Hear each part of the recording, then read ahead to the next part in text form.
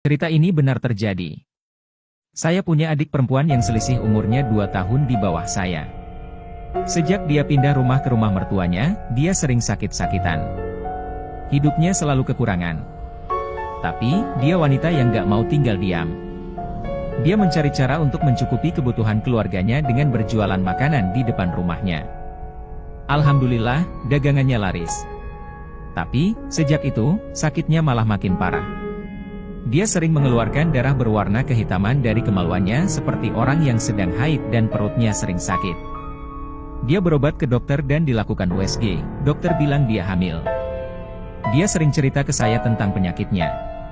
Tapi, dia senang waktu tahu kalau ternyata dia hamil. Saya gak percaya saat saya lihat foto USG-nya. Saya bilang ini aneh.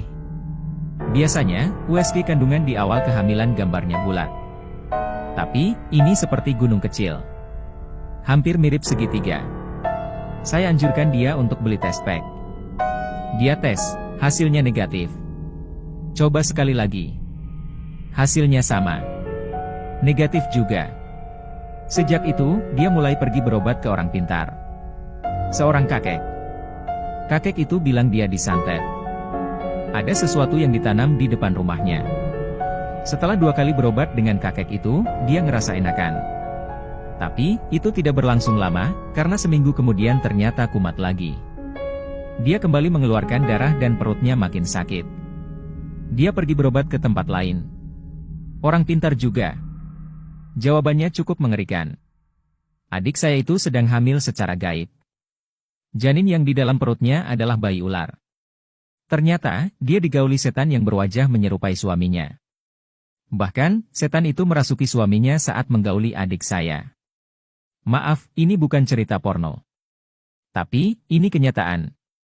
Setan itu berwujud ular. Kadang menyerupai sosok pria rupawan. Bahkan sangat tampan. Dan ular itu dipelihara oleh seseorang yang melakukan pesugihan, dan adik saya adalah calon korbannya sebagai korban tumbal pesugihan. Usut punya usut, ternyata pelakunya adalah tetangga yang rumahnya dekat dengan rumah adik saya. Penduduk di sana banyak yang tahu cerita itu tapi semua bungkam. Tidak bisa berkata apa-apa. Karena takut diganggu. Sudah banyak korban di daerah sana. Semua korbannya adalah wanita muda umur 20-35 tahun.